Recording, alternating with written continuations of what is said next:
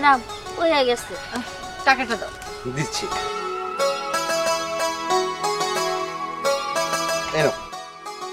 এই নাও। ম্যাডাম এটা আপনি কি দিতেছেন? 10 টাকা না তো, আমার জুতা পালিশের দাম 5000 টাকা। হোয়াট? কি কথাবার্তা বলছে? 5000 টাকা মানে এই সামান্য জুতা পালিশের দাম 5000 টাকা? হ্যাঁ, আমার জুতা পালিশের দাম 5000 টাকাই। আরে আপনি এসব কি বলছেন? ফাজলামি করেন নাকি? এক জোড়া জুতা পালিশ করতে কখনো 5000 টাকা লাগে? আপনি বড় জোর 10 টাকা দিয়ে 50 টাকা বা 100 টাকা চাইতে পারেন। আপনি 5000 টাকা কোন হিসেবে চান? দেখেন স্যার, আমি এত কিছু বুঝি না। আমি 5000 টাকা কইছি তো 5000 টাকাই দেওয়া লাগবে। কি বললি তুই? 5000 টাকা না? তোকে 5000 টাকাই দিতে হবে। দিচ্ছি ওকে 5000 টাকা। এই নে 1000, 2000, 3000, 4000, এই 5000। পেয়েছিস তোর 5000 টাকা? পেয়েছিস তোর 5000 টাকা। আরো দেবো, লাগবে আরো টাকা তোর। আরে আপনারা তো সাংঘাতিক লোক। হ্যাঁ, একজন মুসির গায়ে এইভাবে কেউ হাত তোলে? মারবো না, কি করব বলেন? শুনেন, এক জোড়া জুতা পালিশ করতে কখনো 5000 টাকা লাগে? এক জোড়া জুতা পালিশ করে সর্বোচ্চ 10 টাকা জায়গায় 50 টাকা নিতে পারে। আমাদের কাছে 5000 টাকা চাইছে, তাও জোর গলায়। এই, তুমি মানুষটা ডাকাইত না আর যাইন? হ্যাঁ, এই সামান্য এক জোড়া জুতা পালিশের দাম 50 টাকা, 100 টাকা না। তুমি এখানে শুধু 5000 টাকা বাজাই দিছো, তারপর জোর গলাও না, কি কইছো? এই, তোমার আবিল সুজার জন্য কি তুমি 5000 টাকা দাবি করলে না?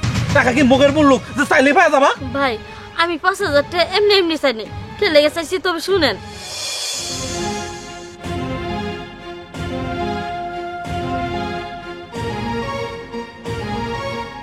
এই, আমার জুতা কালি করা হয়েছে? হ্যাঁ স্যার, হয়ে গেছে। এই নাও, এই হচ্ছে তোমার টাকা। দাও, জুতা দাও। এই নেন স্যার জুতা। টাকা? আমার টাকা কই?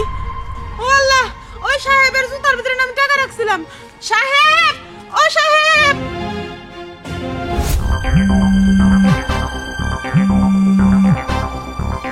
হ্যাঁ বল। আরে চিন্তা করিস না, ঠিক আছে ঠিক আছে, সময় মতো পেয়ে যাবি, সমস্যা নেই। আরে জুতার ভিতরে এতগুলো টাকা, টাকা কোথা থেকে আসলো? নিশ্চয়ই মুচিটার। টাকা তো আমার অনেক দরকার। ঠিক আছে, এটা রেখে দিতে হবে না।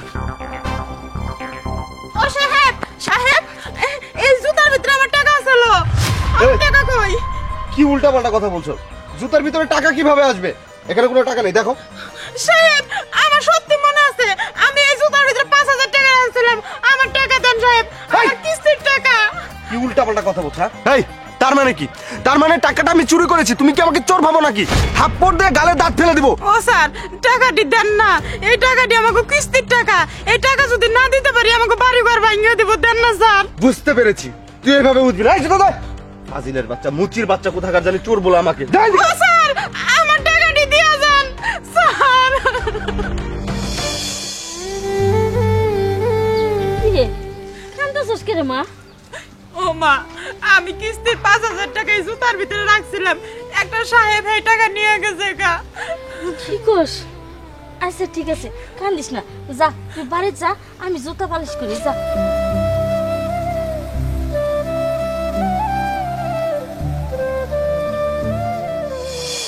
কি বলছেন আপনি? আমি তো এইসবের কিছুই জানি না। আমি আরো না জেনে আপনার গায়ে হাত তুলেছি। আপনি আমাকে মাফ করে দিবেন। আরে যে তোমাকে বলছি, তুমি কেমন মানুষ? হ্যাঁ, সামান্য মুচির 5000 টাকা লোভ তুমি সামলাতে পারলে না। উনার মেয়ের থেকে এইভাবে তুমি টাকাটা নিয়ে গেলে। তুমি যখন টাকাটা পেয়েছিলে সাথে সাথে ব্যাক করে দিলেই তো হতো। তোমার যদি টাকার এতই দরকার ছিল তুমি আমাকে বলতে। তা না করে তুমি সামান্য মুচির টাকা এইভাবে নিয়েছো। ঠিক আছে নিয়েছো, পরে তো তুমি ব্যাক করে দিতে পারতে, তাও করনি। এখন আমি ওনার গায়ে হাত তুললাম, তাও তুমি প্রতিবাদ করনি। কেমন মানুষ তুমি? হ্যাঁ কবিতা, আসলে আমার ভুল হয়ে গেছে। সেদিন আমার টাকাটা অনেক প্রয়োজন ছিল। চাচি, আমাকে মাফ করবেন। আসলে সেদিন আমার কাছে টাকাটা অনেক ইম্পর্টেন্ট ছিল। আমার একটা কাজের জন্য টাকাটা দরকার ছিল, সেই জন্য টাকাটা আমি ব্যাক দিতে পারিনি। আর আজকে আপনার সাথে খারাপ ব্যবহার করেছি। সব কিছু মিলিয়ে আই এম সরি, আমাকে মাফ করে দিবেন। আর ধরুন, এখানে 6000 টাকা আছে, সেদিনের 5000 আর 1000 টাকা আপনাকে বাড়তে দিলাম। প্লিজ মনে কিছু রাখবেন না। হ্যাঁ, ওকে আপনি মাফ করে দিন। ও আর ভুলটা বুঝতে পেরেছে। আর আমি আপনার গায়ে হাত তুলেছি, সেজন্য আবারও মাফ চাচ্ছি। আর তাছাড়াও আমি না যাই না বুঝা আপনার উল্টা পাল্টা কথা কইছি, আপনি আমাকে মাফ করে দিবেন। আমরা আসি।